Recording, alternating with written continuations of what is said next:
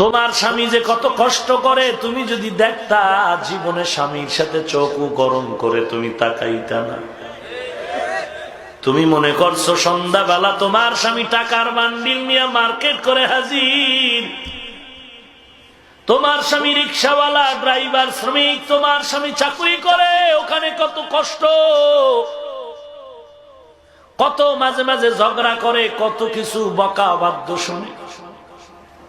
একমাত্র কারণটা কি মা?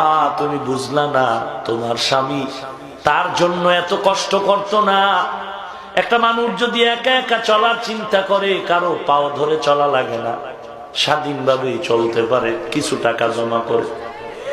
কিন্তু তোমার স্বামী এত কষ্ট করে কেন? মানুষের গালি শুনে, কত গালি, কত ঝগড়া, কত সময় মারপিট হয়। শুধু একমাত্র কারণ, আমার এই কষ্টের কামাই রুজির থেকে আমার স্ত্রী খাবে, আমার সন্তান খাবে, তাদের মুখে হাসি আনবে।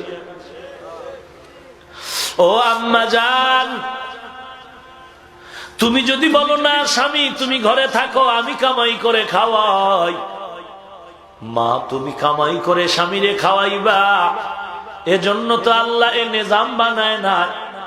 তুমি যতই কামাই করবা, এই কামাইয়ের মধ্যে কোনোদিন বরকত আসতে পারে না।